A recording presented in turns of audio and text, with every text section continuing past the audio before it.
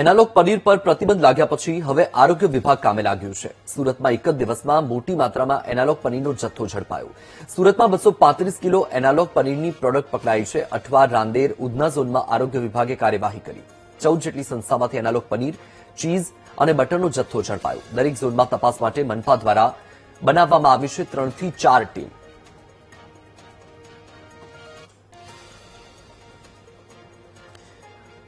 તો આપણે જણાવી દઈએ કે રાજ્યમાં એનાલોગ પનીર પર પ્રતિબંધ મૂકવામાં આવ્યું છે અને હવે ત્યારબાદ આરોગ્ય વિભાગ એક્શનમાં આવ્યું છે। દ્રશ્ય તમારી ટીવી સ્ક્રીન પર સુરતના છે કે જ્યાં આરોગ્ય વિભાગની કામગીરી દરમિયાન એનાલોગ પનીર, એનાલોગ ચીઝ કે એનાલોગ બટર પર જે રીતે પ્રતિબંધ લગાવી દેવામાં આવ્યો તેના બીજા જ દિવસે ગુજરાતમાં પણ જે છે તે એનાલોગ પનીર, ચીઝ અને બટર પર પ્રતિબંધ લગાવી દેવાનો નિર્ણય કરાયો અને તે આ નિર્ણય લગાવતાની સાથે જ સુરત મહાનગરપાલિકાનું આરોગ્ય વિભાગની ટીમ જે છે તે તાત્કાલિક એક્શનમાં આવી અને શહેરમાં આવા જે એનાલોગ પનીર કે બટર કે જે ચીઝ વિક્રેતાઓ જે છે, વેપારીઓ જે છે તેમને ત્યાં રેડ કરી હતી, દરોડા પાડ્યા હતા અને મોટા પ્રમાણમાં આ જથ્થો પણ મળી આવ્યો છે અને તેને કોઈ નાશ પણ કરવામાં આવ્યો છે। ત્યારે આપણી સાથે સુરતના આરોગ્ય વિભાગના અધિકારી જોડાયા છે, તેઓની સાથે જ વાત કરીશું।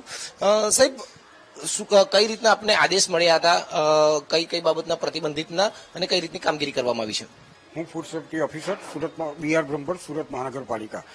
માનનીય આરોગ્ય મંત્રીશ્રી અને માનનીય ફૂડ સેફ્ટી કમિશનરશ્રી દ્વારા તારીખ 5/8/2026ના રોજ ગુજરાતભરમાં analogue cheese, analogue butter, analogue પનીરના ઉત્પાદન વેચાણ પર સંપૂર્ણ પ્રતિબંધ કરવામાં આવે છે। તેથી સુરત મહાનગરપાલિકા વિસ્તારમાં માનનીય કમિશનર સાહેબ અને માનનીય આરોગ્ય અધિકારી સાહેબની સીધી સૂચનાના માર્ગદર્શન હેઠળ સુરત મહાનગરપાલિકા વિસ્તારમાં analogue paneer, analogue cheese, analogue બટરનું ઉત્પાદન, વેચાણ, સંગ્રહ કરતી તમામ સંસ્થાઓની સઘન તપાસણી હાથ ધરી અને તેઓ પરિસ્થિતિ જો જથ્થો મળી આવે તો તેનો નાશ કરાવી અને આગળની કાર્યવાહી હાલમાં ચાલુ છે। સાહેબ, બીજું કે અત્યારે જે રીતે આ કામગીરી છે તે આગામી દિવસોમાં કઈ રીતે યથાવત રહેશે અને જે પનીરનો જથ્થો પકડાય છે એને કઈ રીતનું કામગીરી, એની સામે શું કરવામાં આવે છે, કઈ રીતે કામગીરી?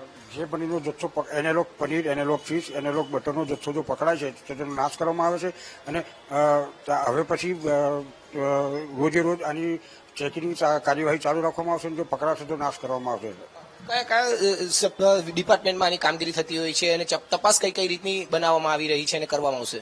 ફૂડ વિભાગ અને આરોગ્ય વિભાગ બંને વિભાગ દ્વારા આની તપાસની કાર્યવાહી ચાલુ છે। કઈ કઈ જગ્યાએ તપાસ કરવામાં આવશે? કેટરિંગ હોય, વ્યવસાય હોય, રેસ્ટોરન્ટ હોય, તમામ કઈ જગ્યાએ? કેટરિંગ, રેસ્ટોરન્ટ, બધા જે જગ્યાએ પનીરનો, બટરનો, ચીઝનો વધારે ઉપયોગ થાય છે તે જે લોકો એને વાપરવાની શક્યતાઓ રહે તે બધી જ જગ્યાએ તેની તપાસણી કરવામાં આવશે। સાહેબ, બીજું કેટલું જરૂરી હતું? અત્યાર સુધી કામગીરી તો આપણે આરોગ્ય વિભાગ કરતું હતું, પરંતુ સત્તાવાર મંજૂરી નથી કે એનાલોગ પનીરને આપણે ગેરકાયદેસર ગણાવી શકીએ કે પ્રતિબંધિત। હવે જયારે મળ્યું છે ત્યારે કેટલું જરૂરી હતું? 5/8થી એની પર સંપૂર્ણ પ્રતિબંધ આવી ગયો છે। તેથી ગુજરાતમાં એનાલોગ પનીરના ઉત્પાદન, વેચાણ, સંગ્રહ તમામ બાબતો પર સંપૂર્ણ પ્રતિબંધ છે। સાહેબ, તમે જયારે રેડ કરી હતી અને જેટલો જથ્થો પકડાયો છે તો રાતોરાત આ પ્રતિબંધ આવ્યો છે, તો કેટલાક વેપારીઓની એવી કંઈક રજૂઆતો પણ હતી કે અમને થોડોક સમય મળવો જોઈએ, એ કઈ રીતનું હતું? પ્રતિબંધ એક વખત લાગુ પડી ગયા પછી ઉત્પાદન, વેચાણ, સંગ્રહ કોઈ બાબતનો કોઈ અવકાશ રહેતો જ નથી।